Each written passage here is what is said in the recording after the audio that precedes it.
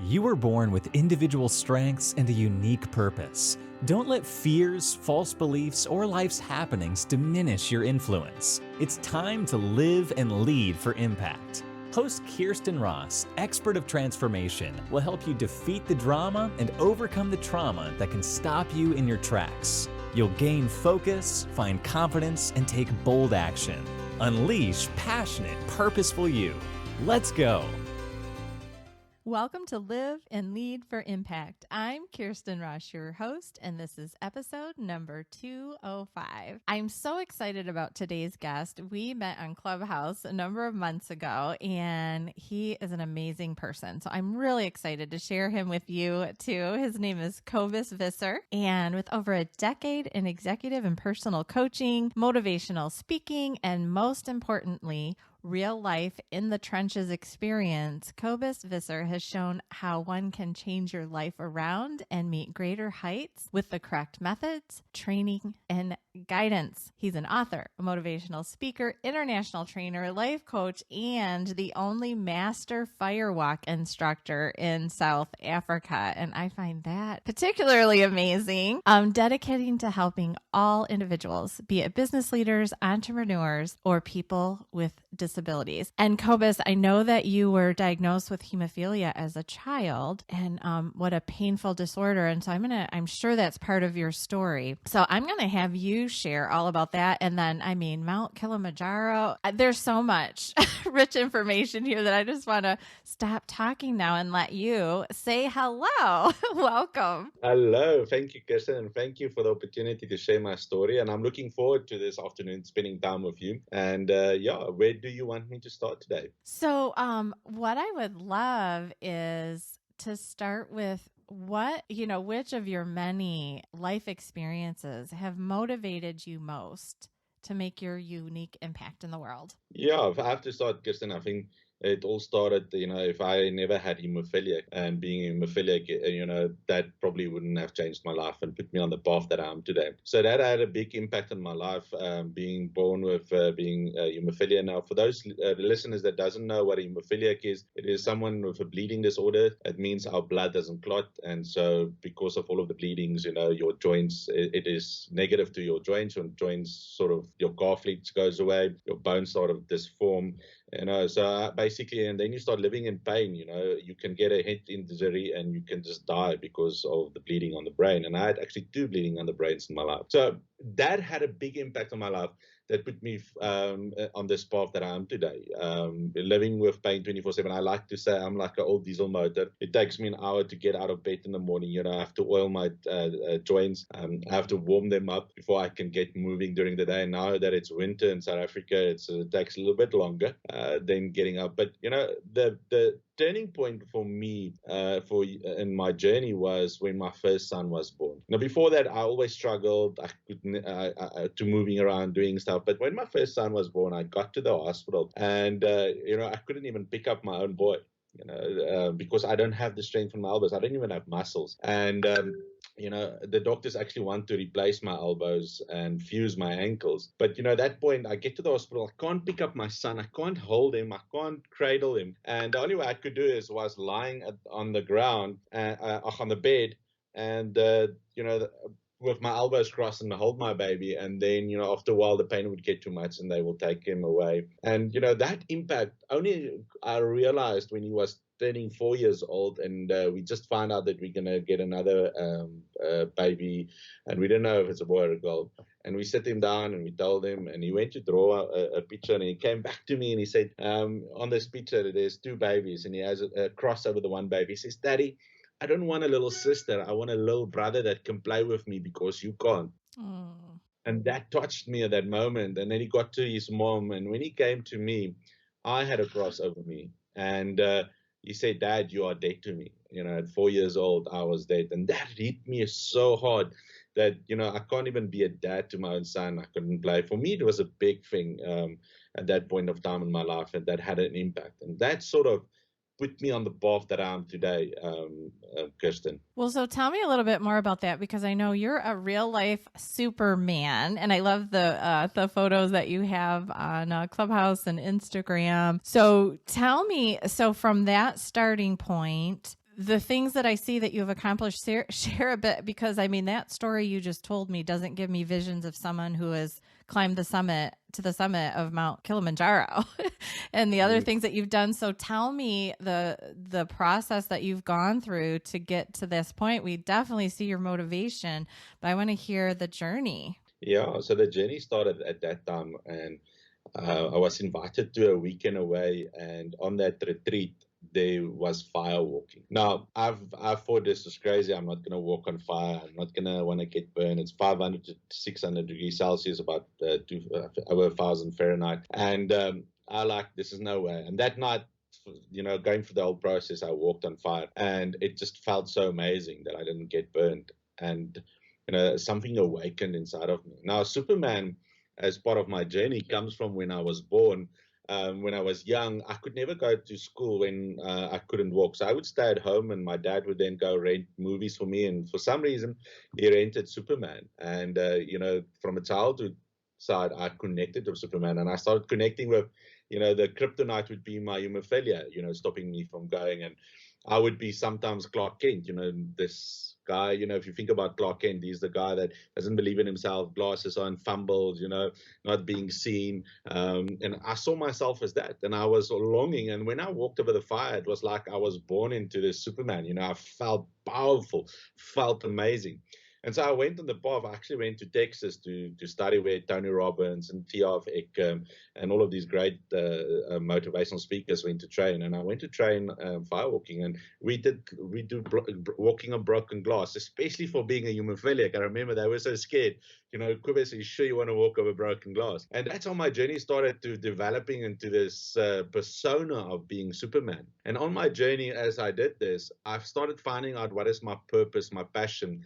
And my purpose was to give people hope for tomorrow, but also help them to discover their greatness inside of them. And it sort of connected with my journey with Superman. And the moment it became a reality for me was when I watched the movie Man of Steel, and Lois Lane asks Superman, "So what does the symbol S mean on your chest?" And he looks at it and he says, "Where I come from, that's the symbol for hope." And that just connected everything. I didn't know it was, that movie just connected, because my purpose was to bring hope. And suddenly it says, it just brought it all together that I'm on the right path. And, since then, I've always challenged myself to do, because I grew up as a hemophiliac where my parents would put cotton wool around me. I couldn't do this. I couldn't do that. Always, Cobus, be careful. You're going to hurt yourself. And doing all of these activities, just proven myself to me that I'm powerful beyond measure. And I wanted to help people discover their power inside of them. But the challenge came, as we go through all of journey in life, sometimes throws us lemons. 2014, I woke up one morning and I couldn't walk. Now, as a hemophiliac, you get bleedings in your joints, and it takes, you inject yourself with something called plasma or factor 8. And it usually takes 2 to 3 days for the healing to start, and then you can move around again. But this time, the 2 to 3 days became a week, the week became a month, the month became a few months, and the few months became a year. And, it just put this challenge in front of me. And the doctor said, "Well, we need to replace your ankles. We need to replace your elbows, just to help with the pain." And the possibility is, at that time, I almost didn't walk for over 6 months. And, the muscles have started to go backwards, and they're like, "Cobus, you might not be able to walk again, but at least your pain will be gone." And one night I sat and I had to decide, am I going to go for this or not? And then I started replaying my mind, my journey from a young age, all of the tools that I've learned. And at that night, I sat down and I saw a documentary about someone climbing Kilimanjaro, a mountain in Africa. It's the highest freestanding mountain in the world. And I saw someone walking Kilimanjaro with crutches. And at that moment, I had this crazy idea. Well, I'm in a wheelchair. I can move around a little bit with crutches, but those crutches that goes underneath your elbows is like extra legs. And I said to myself, maybe I should go climb Kilimanjaro. Think about it. You're bedridden, and then suddenly you're like, yeah, I'm going to climb Kilimanjaro. So tell me what happened next. That was, well, first and foremost, what happens if you start telling people you want to go climb Kilimanjaro, but you're in bed? What do you think they said? You're crazy. Of course he is. And it looks like you did it 4 years later.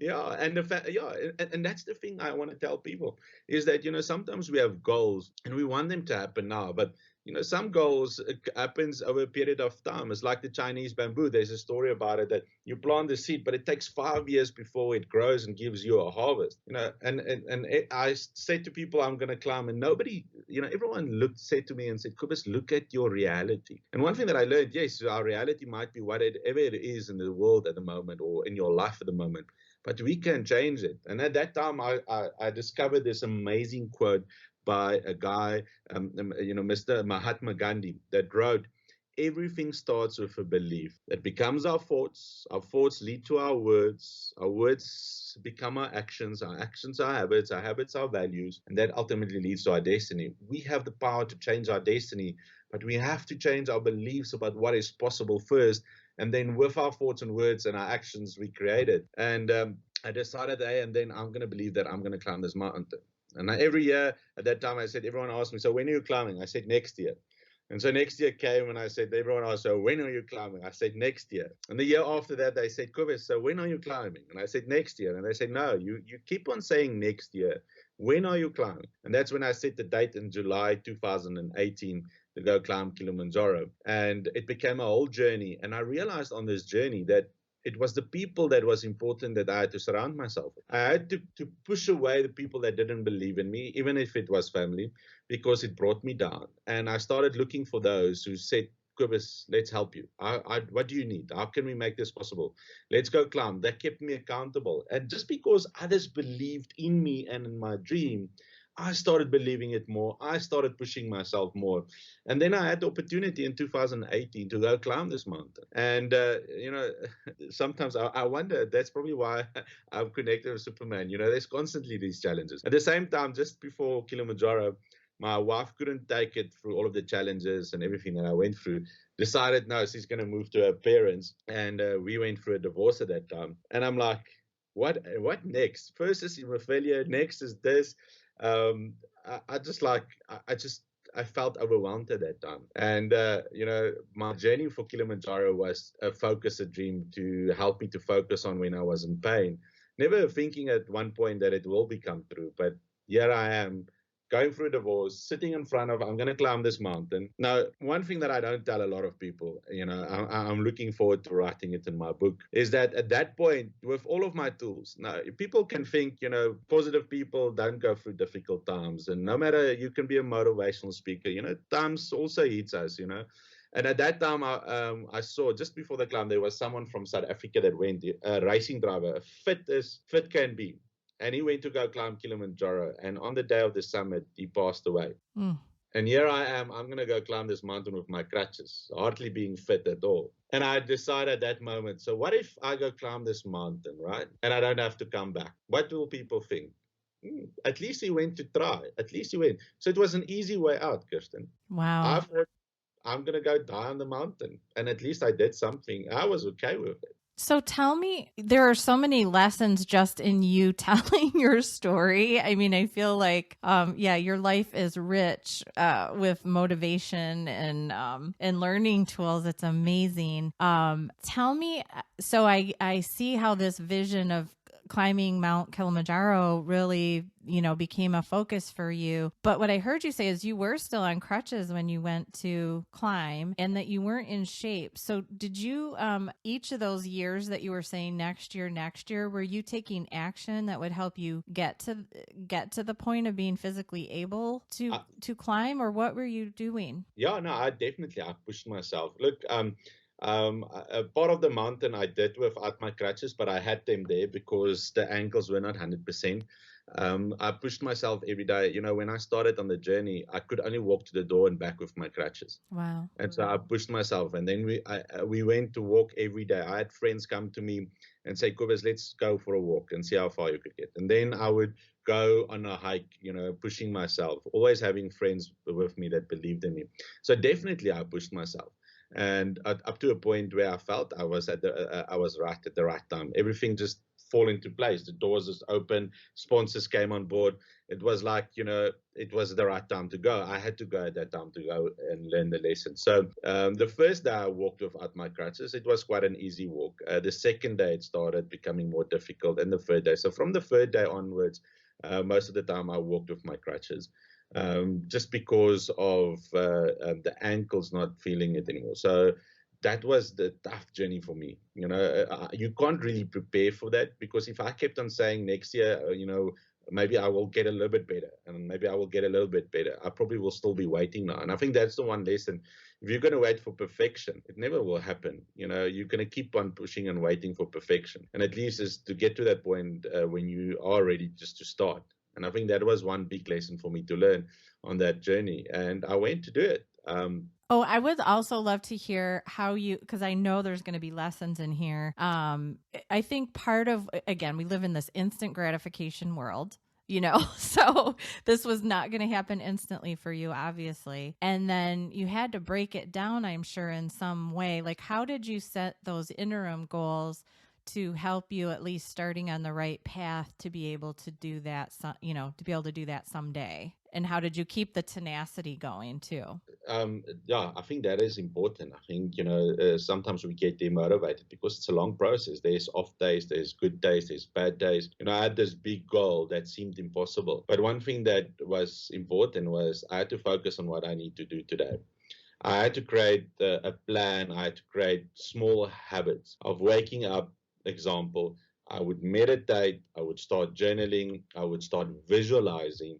Small stuff. At the time when we start this, you don't see the result. It's like that metaphor of the Chinese woman. You don't see any growth. You're watering it, you're doing all of the work, but nothing comes out. And that is, I think, sometimes what is demotivation for people, is that we do all of the work and then we sit back and say, where's the results? I'm not seeing it. And then we start giving up because we don't see the results. It's during those times that it's important that even though we don't see it, we still have to believe what we're doing is working, because if it has worked for other people, it needs to work for you. If visualization works for others, we need to constantly still applying it, even though we don't see the results in our life at that moment. And that is one lesson that I learned. No matter how tough it goes, no matter how hard it goes, I always tell myself, come back to the basics, do what works. Because if it has worked for others, it will work no matter what you believe. If 100 people says you need to journal and focus on gratitude, who am I now to say after a week's gratitude journal that it's not working? And I think that was the big lesson for me, is to say,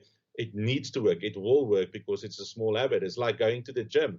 You don't see the result of that muscle growth in a day. It's only after a few months that after doing that habit consistently, you start seeing, wow, look, I'm starting to gain some muscle. I'm starting to look very good.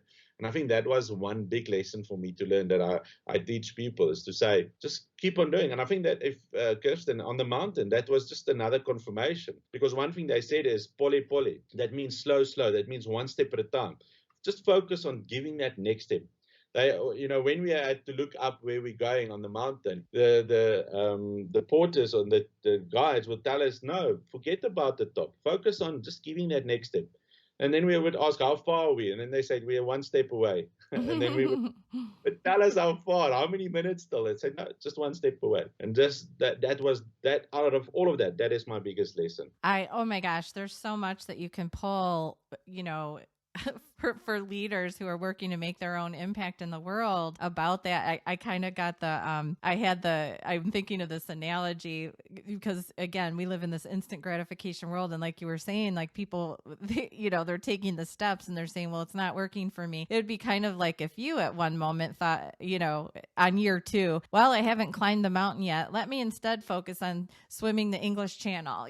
Like you would have had to completely shift gears, and maybe you would have done neither, right? But instead, you continued to focus on this one big goal, knowing that the small steps that you were taking were getting you closer, and you just had to have the patience and the tenacity. I think that is the thing, is the patience and perseverance and being persistent. I think that also the other thing is, like you said, the swimming of the canal and all of that, is that, one thing that I found with all entrepreneurs, or not all of them, that's not generalizing, but most entrepreneurs, is that we have this shiny object syndrome. Mm-hmm. We start going on the one journey. Oh, yes, something beautiful coming by. Let me go that way. Or this is a nice goal. Let me rather focus on that. Before we know it, we're chasing after every shiny object that we forget what was the first aim goal that we wanted to achieve. And before we know it, after 2 years, we sit back and like, what have I achieved? It's just because you ran around after every shiny object. And I think that is also important, is get that one thing done. Arnold Schwarzenegger says there's no plan B. There's only plan A, and plan A. The only difference is the time frame that it will be done. Because if it's not done now, it might take another year, but plan A will get done. And I think that was another lesson for me in that. Yes. So, wow. So share a little bit about specifically, you've definitely shared so many valuable inspirations. So what is the work that you do with your clients? What transformation do you help them with? I know you do executive coaching, but how do you do what you do, and what's the impact that you make for your clients? Yeah, I think the one thing is with my executive clients is I focus more a little bit about the peak performance and overcoming challenges and problems. Is that I'm there to challenge you. Like my friends challenged me to achieve. So what I do is I'm more like an accountability partner. I sit down goals and what you need to apply, and then I'm there constantly keeping you accountable to achieve it. It's basically like a coach in the gym, and and the other thing is I start building relationship with my clients. Now all my clients are my friends. Basically, you get married to them. I say to anyone that if you come in, I choose you because I have to marry you. If you don't gonna apply stuff, I won't be marrying you. I'm not willing to take it that far. So for me, it's important to who I work with, but it's to create the environment of performance. Is to say, no matter how impossible the dream is, let's create it. Let's set out the outline, because we can't do anything about the past. We need to look at creating new habits, new strategies to achieve what you want. I have this saying, 1 + 1 = 2. Now, 2 is the result. We can work on how many results we want to and change the result. The result will never change. But the one thing that we need to do is we need to look at what is the strategies you follow that gave you that result. If we change the strategies, the result will automatically change. So we don't have to focus on the past. We don't have to focus on the outcomes that you have achieved up till now. We just look at what is the strategy you have implemented. Let's change the strategy, and then the results change. And that's what I'm doing. And I challenge people. I say, you have to do something like climbing a Kilimanjaro. It doesn't have to be Kilimanjaro, but it has to be something that pushes you physically and mentally. That's why I started doing a retreat as well, because for those who don't want to go climb Kilimanjaro, there's a 4.5-day retreat where people go through, where it's from 8 o'clock in the morning until 11 o'clock at night. So you go through this journey where you are pushed physically and mentally, because the thing is, then you discover who you really are. That moment that you feel like you can't go anymore, that moment when you are feeling pain, that moment when you are tired and you want to listen to that little voice to say, rather let go to sleep, or no, man, don't do this, give up. You start noticing what little voices are in your head that you are listening to. Instead of just going through paperwork and doing exercises, sometimes that don't work. You have to go through an experience. Either it's go hiking a small mountain, or go for a long walk, or going to the gym and push yourself, or going for a CrossFit, whatever you need to challenge yourself in your life. Some of my clients is to go bungee jumping is a big challenge for them.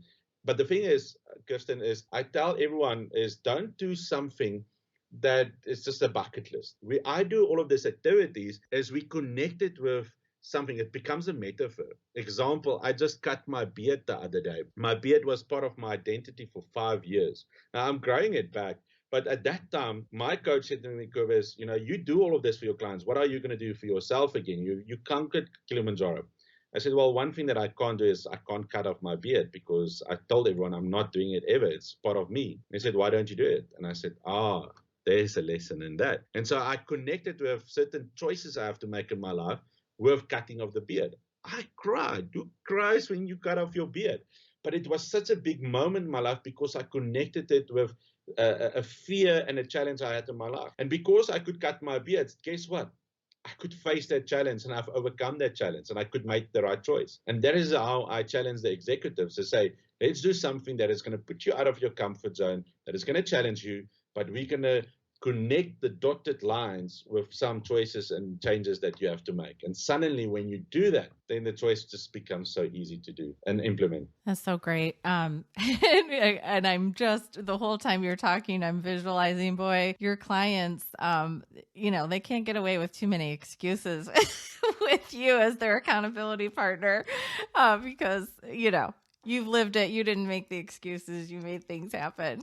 So there's probably not much that they can get away with, which is a good thing. Yeah. And if it means cutting off your hair, then that's what you have to do if you want to have it. Well, I love that too. It's such a visual of the things that hold us back when we have our identity attached to things that really aren't our identity, but we think they are. That I get that visual of like using this energy to like clench a fist around something when we're just holding too tight to something. So I had a client that grew their business by over 1,000%. And they could never make the right choices to grow their business because, always stuck in that same frame of mind, but we've always done it this way. This is not going to work, Cobus. Always challenging me. And he had a fear of heights, right? So I challenged him. I believe you can grow your business 10x. He said, Cobus, is not possible. I said, well, let me teach him. And so we went through a process and I said, you're going to skydive. I said, Cobus, there's no way. I said, yeah, it's not about the skydive. Let's connect it. You want X, Y, Z, right? It's the same process, the same self-talk as you are doing is what you are doing with yourself for not skydiving. Because how we do anything is how we do everything. So we connect the dotted lines, we build it up to, I say, if you can skydive, you can do all of the changes you just set out to. But the same self-talk is stopping you from doing it. And so we got to go and he went to tandem skydive. And guess what? He came back, he implemented all of that and got the results. Because suddenly the mind changed.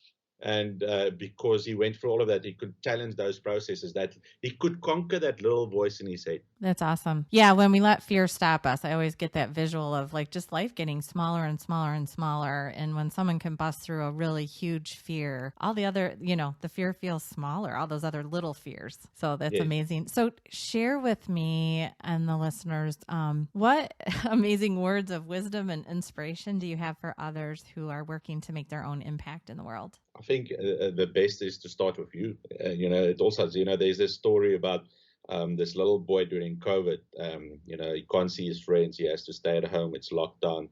And he's bored. He can't play PlayStation. He can't see his friends. He can't play outside. So he goes to his mom and he knocks on her and says, Mom, please play with me. I'm bored. Now, Mom is busy with the budgets. He can't, the finances is important. She said, go ask your dad. Dad is busy looking at the newspaper, looking for job opportunities. He goes, Dad, please play with me.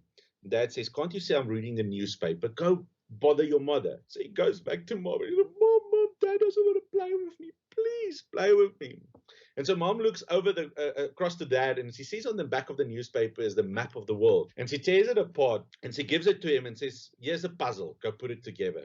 And there he runs, little Johnny. You see, for us to start doing something, we need to start on the process. Before we can help others, we can only give what we have. That is what makes it powerful. So if we don't have the skills, you need to gather the skills first to be able to do that, because then you become so much more powerful. So Johnny comes back after a while and he sits and he says, Mom, look, I'm finished. Here's the puzzle. And Mom looks at him and says, oh, Johnny, how did you do that? She says, like, Mom, it was the most easiest thing in the world. When I turned around the pieces, I saw the face of a person. And when I fixed the person, the world was fixed. And so for me, the story behind that is you have to fix yourself first before you can go and fix others.